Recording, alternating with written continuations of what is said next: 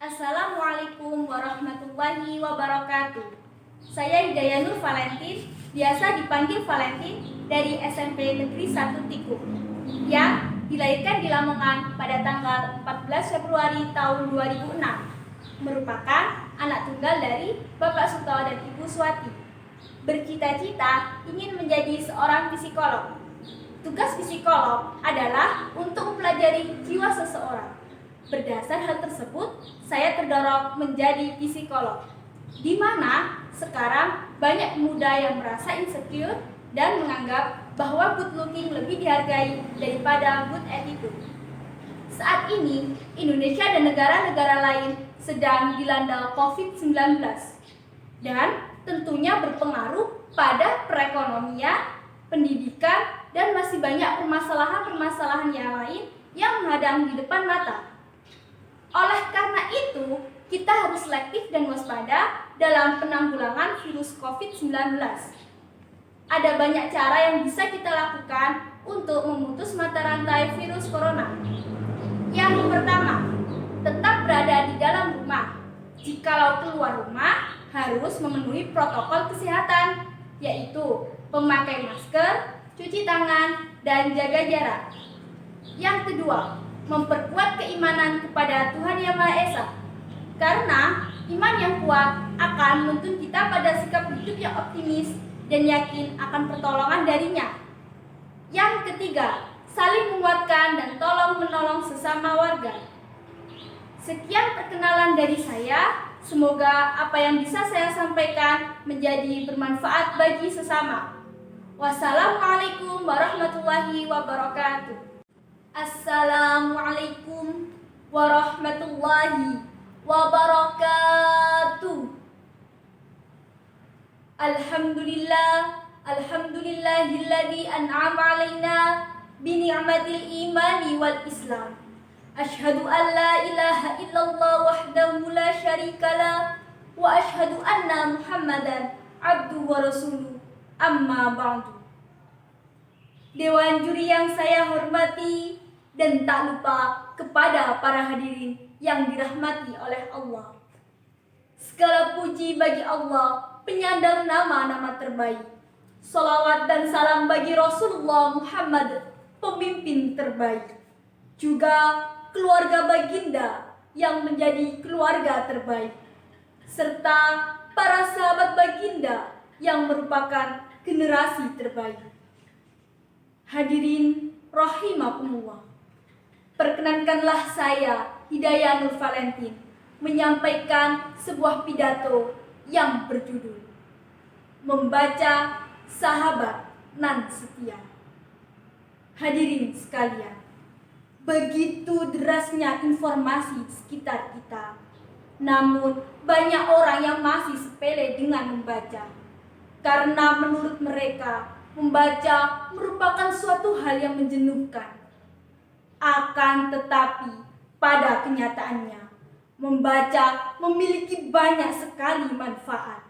Membaca sangatlah penting untuk semua orang. Buku adalah sumber ilmu. Buku adalah jendela dunia. Oleh karena itu, akibat yang akan timbul jika kita tidak suka membaca buku, kita akan ketinggalan zaman, tidak tahu perkembangan teknologi yang sekarang sedang pesat-pesatnya, ketinggalan informasi, tidak memiliki banyak wawasan, dan kita akan gampang dibodoh-bodohi orang lain. Sebagaimana Allah berfirman dalam Al-Quran surat Al-Alaq ayat 1-5 yang berbunyi, Bismillahirrahmanirrahim. Iqra' bismi rabbikal ladzi khalaq, khalaqal insana min 'alaq. Iqra' wa rabbukal akramul ladzi 'allama bil qalam, 'allamal insana ma lam ya'lam. Yang artinya, bacalah dengan menyebut nama Tuhanmu yang menciptakan. Dia telah menciptakan manusia dari segumpal darah. Bacalah, dan Tuhanmu lah yang maha pemurah, yang mengajar manusia dengan perantara kalam. Dia mengajar kepada manusia apa yang tidak diketahuinya. Ayat ini wahyu pertama yang diturunkan Allah kepada Nabi Muhammad, memerintahkan untuk membaca. Karena dengan membaca, apa yang belum kita tahu menjadi tahu, yang belum faham menjadi faham, bahkan yang belum bisa menjadi bisa. Hadirin sekalian, ada banyak cara yang bisa dilakukan untuk menumbuhkan minat membaca buku, yaitu dimulai dengan kemauan dari diri kita sendiri untuk membaca. Seperti pepatah mengatakan, "Allah bisa karena biasa." Membiasakan diri membaca buku seperti yang telah dilakukan pada kebiasaan-kebiasaan yang lain. Rugikah jika kita rajin membaca buku? Tentu tidak. Yang ada adalah ilmu yang akan terus bertambah.